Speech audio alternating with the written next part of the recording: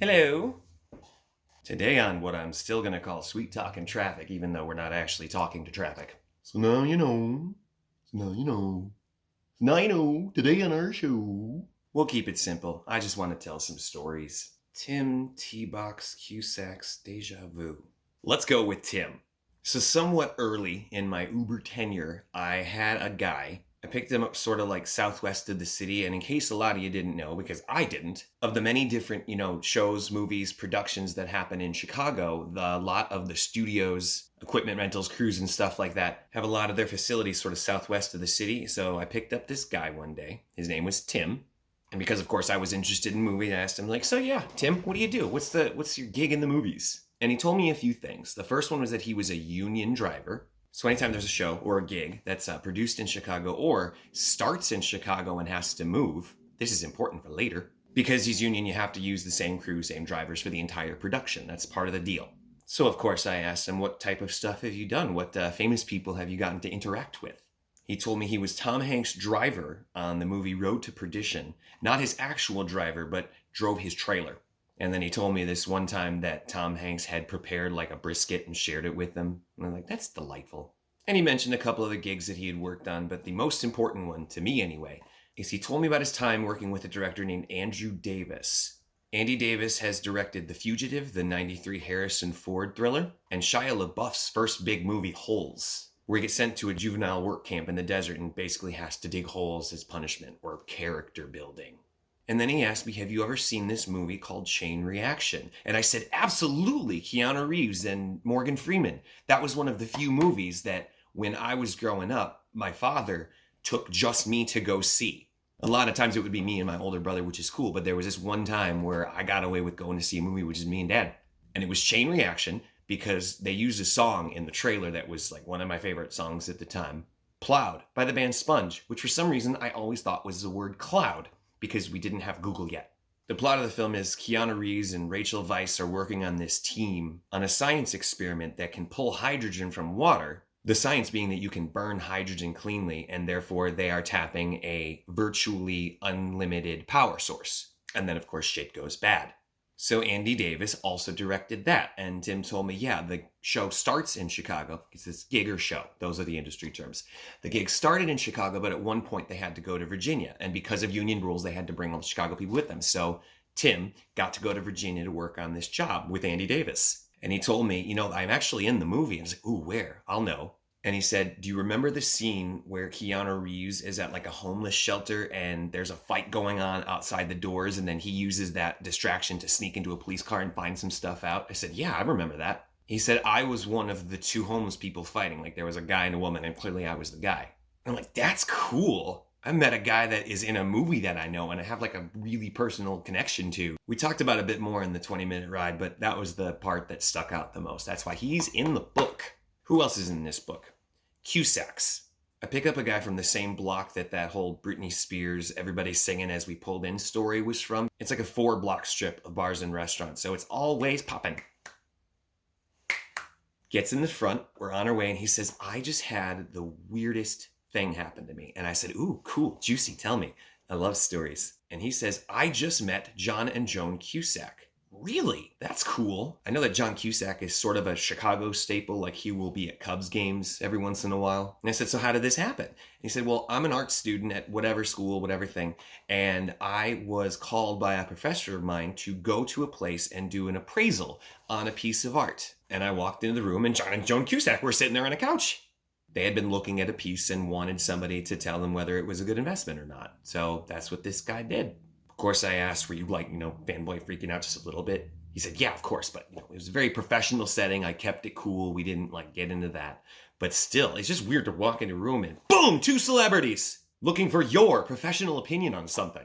That's almost as cool as going to see an early premiere of a movie and holy shit, Halle Berry is at this theater, which happened to me. I was going to see Atomic Blonde with Charlize Theron and Halle Berry was at the theater promoting her own movie called Kidnap, which I have heard is not that good.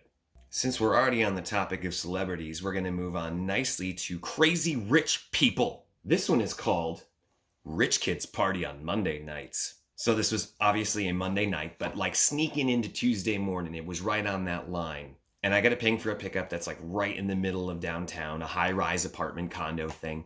End up waiting almost to the 5 minutes for this guy to show up, but he finally shows up. And he asks, hey, can we go pick up a couple of friends of mine? Because we're all about to go to the same place. I'm like, sure, because we can put it in an app and, it'll adjust what I'm paid for the distance time differential. So it's all good. Let's do it.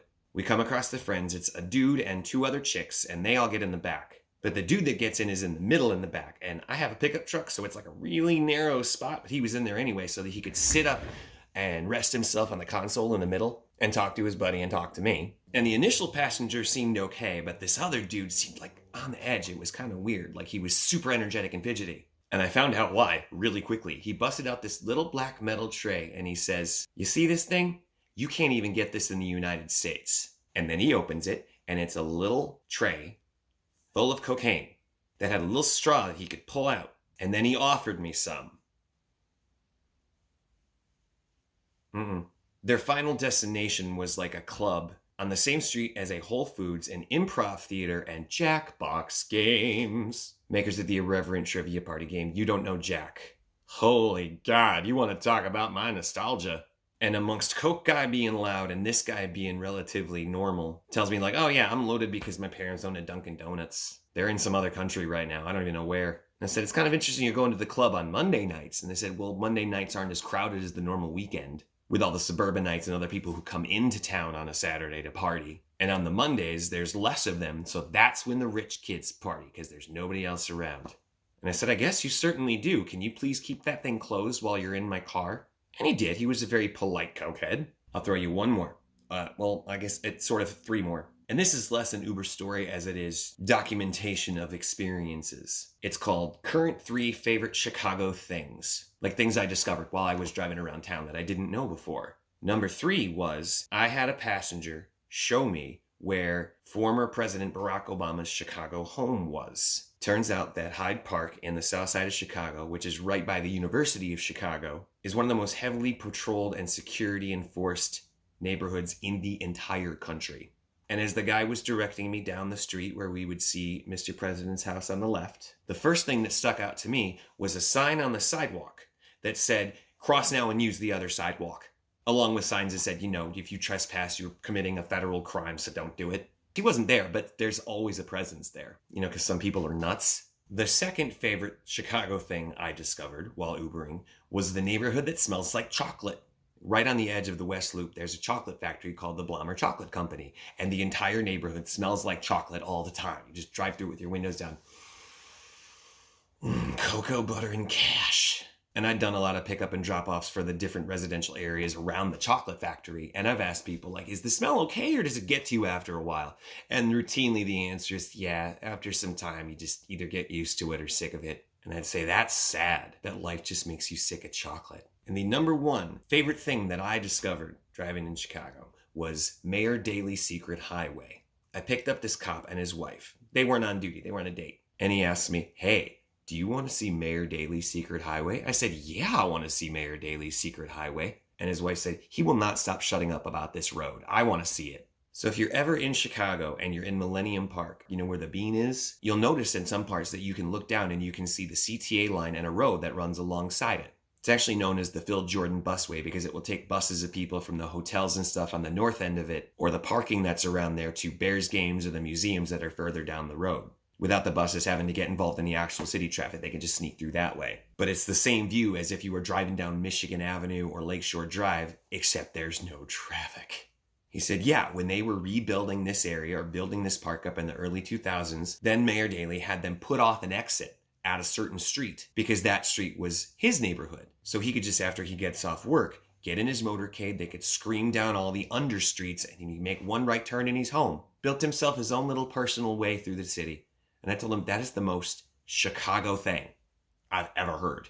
I managed to take a few different riders down that road to show it off, especially a couple of people who lived right behind it and I've seen cars down this before, but I never knew how you could get onto it. The south end had a gate, but it would open automatically if you got to it from the inside. The other side had keypads and I didn't know the number. So if I did have a ride that was lucky enough to take that road, we had to start from the top and work our way down. Since then, they finally put an access gate on the first end, but for a little while there, I knew how to get onto the secret road through Chicago. It's also been referred to as the Batcave because when you're in it, it feels like you're driving through the secret tunnels to get the Batmobile home. That was a fun little drive, and I miss it. Chicago, Chicago, that Hollywood town. Good night.